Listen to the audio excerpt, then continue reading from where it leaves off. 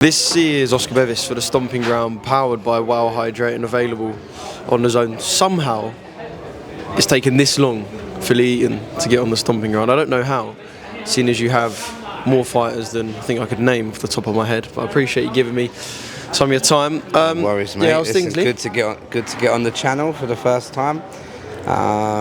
You boys are doing well. It's good to see. Appreciate you. Got to start with Liam Cameron. Last night, one of the biggest talking points, which, considering there was an undisputed light heavyweight world title fight at the top, just shows, I guess, the magnitude of what went down between him and Ben Whittaker. Just your initial thoughts, Lee? Do you know, my initial thoughts are that I'm absolutely delighted for Liam to be on the big stage, but absolutely disgusted in what happened last night. Truly believe that he's been robbed of an opportunity to win a couple of belts, to get well ranked and take a massive scalp in Ben Whittaker.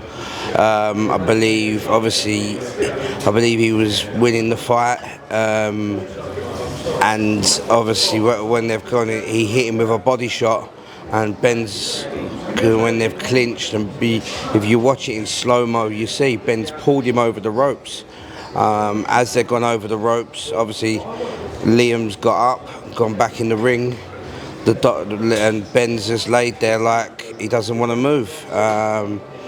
In my eyes, he's jacked. He's looked for a way out. Listen, if he is injured and there is medical reports, then fair enough. I'll take back that. But in my opinion, I believe he's jacked the fight. And when I know for a fact, because I was there and I've spoken to people after, when the medical officer asked, "Do you want to continue?" his first words were no. When they asked, "Do you want to continue the second time to make sure?" he said no. And then they've waved the fight off. In my eyes, it should have been a knockout loss for Liam Cameron. Shouldn't have gone to the point. Shouldn't have gone points. If a fighter couldn't continue, and you're meant to be, obviously, when you get knocked out of a ring, you're meant to get. You got 20 seconds unassisted to get back in the ring. Obviously, the security caught him, so obviously that takes that unassisted part. But obviously, Liam's got straight back up, got back in the ring, and he's ready. Ben's got an injury. When he's thrown over the ropes, you see his legs go up in the air, and then you go down. Not at one point did his legs smack the canvas or thing. So I don't see how he's hurt his leg. But listen, if he has, I take them words back. But in my opinion, I believe Liam Cameron's been robbed of an opportunity to win on the biggest stage. Yeah. Well, look, there's quite a lot to unpack from what you said. In terms of how the fight played out, is that how you, Team Cameron, and everyone involved expected it to go in that pattern? Myself, no. I thought Ben was better than that. And listen, I maybe underestimated my own fighter. If you think where Liam's come back from, like I've said it in interviews loads of times, I'll keep going on about it, but it's a remarkable story. He was 2 years ago. He was 128 kilos. He was a full-on alcoholic, full-on cocaine addict. He had an overdose and nearly died in the back of an ambulance. It's 2 years to this day that he's not had a drink. He's got back in the gym.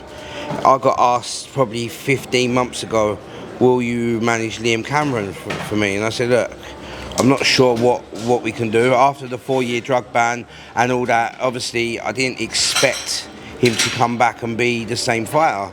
So I said, "Yeah, no problems. Let's see what we can do." We got him a fight. Then we got him on another fight. Then we got him on the Matchroom show. He sold 300 tickets in a week. Then we got him the Lyndon Arthur fight. And in my eyes, I thought that was the ceiling for him coming back. And he had an amazing fight with Lyndon Arthur. It was a split decision loss, but a lot of people thought he won. A lot of people thought he lost. So, but listen, he proved his worth there. He took his chance last night, and I believe he was winning the fight. And if it carried on for another round or two, I think he would have stopped him. So I've stopped him 100%. And I believe he's been robbed of a victory. But Did I expect more from Whittaker? Yes. You didn't see one bit of showboating yesterday, did you? So he knew he was in a real fight. But the thing is, with these fighters, and matchmaking is so perfect when you turn professional fighters over. Obviously, I do that job day in, day out. It's about building the fighter, making sure that he's having the right fights. You can't just go and fight 7 people who you know you're going to beat and look good against, because when you go in these real fights, you're going to get found out. And I believe that's what happened last night. Yeah. I know you said you felt like it should have been a knockout loss for Ben Whittaker, but even when it did go to the cards, did you feel like it should have swung in Liam's favour anyway? Yeah, but obviously the last round was drawn. Every judge, because the bell went for the 6th round, everyone just put that as a draw. So that count don't run. I believe Liam won 3 of the 5 rounds. Yes. So, from your perspective, and for those watching it who might not know, the end of the 5th round was when... Well, it was about a minute and a half in or something like that, wasn't it? I think. So the 6th round still gets because scored. the bell went for the 6th round when they was on the floor. Okay. So do you know what I mean? So the minute break between the rounds is included in them being on the floor? Yeah, because it was the time he was on the floor, right. yes. Okay. So he was on the floor for a couple of minutes and didn't move. Right. Okay, so makes sense, yeah. So 58-58, one of the cards, obviously 1 to Liam, 1 to Ben. 58-57, 58-57, yeah, the other way, yeah. Yeah. So you believe that Liam Cameron would have knocked Ben Whittaker out had that fight continued? I 100% believe that. And everybody I've spoken to since believes that. And if you look on social media, listen, I don't agree with social media abuse to fighters, because listen, they go in and they do their job and they risk their lives every time, but I've not seen one single positive comment about Ben Whittaker's fight. And do you know what? Liam's stock's gone through the roof. And do you know what? I believe Ben's a fighter, and I believe he'll want to put that right, and I believe that is the only fight out there for Ben Whittaker at this moment. Yeah. Well, you said Liam's stock's gone through the roof. I was going to ask, if it isn't Ben Whittaker, and if there is a sprained ankle, ligament damage, or this is just me playing kind of devil's advocate for the story, it will be a big fight. Let's see the medical regardless. reports. Well, if we see medical reports, it will be a big fight if it isn't Ben Whittaker, simply because of what you said, his stock's gone through the roof. Mm-hmm. Yeah, no, listen, there's other fighters out there. Obviously, the DAZN versus Louis Edmondson winner. Obviously, there's other fights at like sort of fringe world level and stuff like that. Down the line as well, obviously, Ezra Taylor, but I think that fight at the minute is a fight or two too early for Ezra Taylor. But I think Ezra Taylor is one of the best light heavyweights in the country, so I believe that fight will happen down the line. But there is other fights there for Liam. Obviously, I agreed a promotional deal for him last night, straight away. That'll hopefully be announced today, if not Monday morning. So yeah, listen, Liam's never had a promotional deal. Last night he said to me, "Lee, are you serious about what you've just told me?" I said, "What?" He went, "A promotional deal." I went, "Yeah." He went, "I've never had no one back me." He went, I can't believe it. I can't believe it. And do you know what? To see that from a kid, in an interview last night, he said, "I've been fighting for £1,000, £2,000. He went to Australia for £12,000 and fought for a Commonwealth title. So the kid's never ever been looked after properly. And he said that last night, since I signed with you, and I've started to actually earn money. The thing is, it's about getting the right opportunities and having someone there that cares for you as much as they should. And that's why I'm in this sport as a manager, because I get to look after fighters' careers and do the best job I can. And a lot of fighters, a lot of managers and a lot of trainers and stuff like that want to manage their fighters, do it for their own ego. It's not about ego. Listen, money comes, but listen, it's about winning titles and creating opportunities. Some fighters, listen, Ishmael Davis took that fight on 6 days' notice. He lost, but he learned. He earned a load of money and he learned. And now he's got another fight. You got to take these opportunities as fighters. Sometimes you ain't going to win them all, but listen, it's about learning and earning money and looking after you, like the fighter earning the money and looking at building your career. Yeah. Well, congratulations to you on delivering him a brilliant 15 months as well as manager. Done a sensational job. I can only deliver the opportunities. It's down to the fighter to perform, to take them, and Liam's performed every single time. Yeah. Just one more question on Liam that I've got to put to you. when he went to shake Ben Whittaker's hand in the medical room, I tried to get a little look, but they shut the door, of course. Some of Ben's team were calling Liam a dirty fighter. When I put this to Liam, he said, I was the one getting clinched, I was the one getting hit below the belt. Just your take on those clips. What the fuck do they know? Listen, do you know what I mean? None of their teams, that was the family. All these little TikTok friends and stuff like that. I'm not being funny, listen, no way. Did you see this? Did you see this? No, I didn't see it. No, but I see, as I was talking to Frank Smith, and I see obviously a few people shouting at Liam. You know what I mean? So that's when I run over. But I think that was like his best friend from school. Listen, like, not being funny, like, what does he know about boxing? He's man just jacked in the biggest fight of his life. So listen, it is what it is. Let them crack on and keep believing in their man, but no one else is believing in him in a minute. Yeah. Hey, look, we move on. That was about Liam Cameron last night and a brilliant performance. What have you made of the promoter beef this week? We love the word beef. Do you know what? Can we call it good? Can we call it good fun? Yeah, listen, it is good fun. Listen, like, I work for Frank, so I'm Team Frank all day long.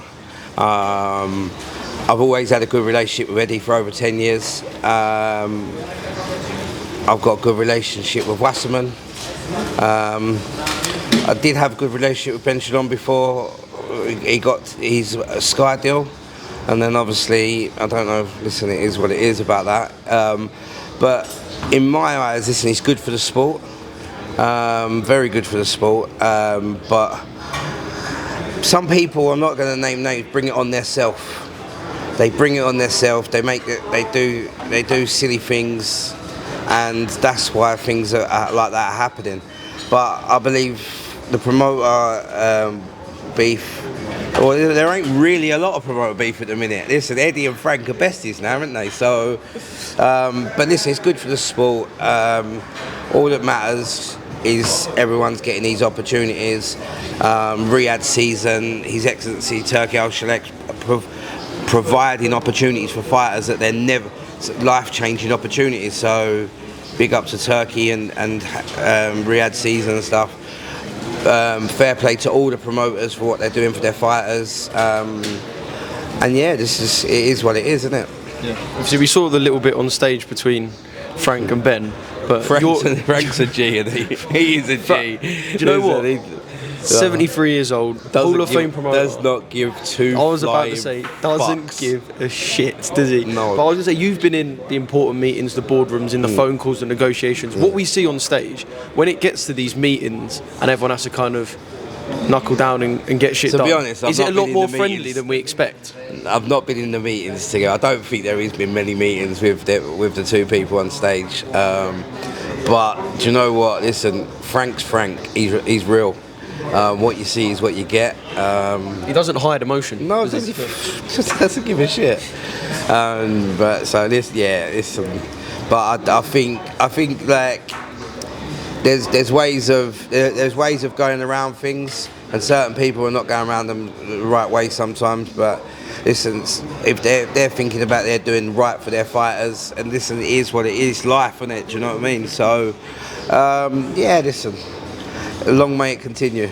Yeah. I suppose there is life outside of boxing, even though it might not seem it with the schedule coming up. No, not at all. Not for you. It ain't. No. A quick one on the main event before we talk about a couple of your other fighters. Yeah. How did you have Bivol Beterbiev? I had Bivol winning the fight. I thought it was obviously Beterbiev come on strong, but the early rounds I think he banked. Yeah, I think it was a very unbelievable fight.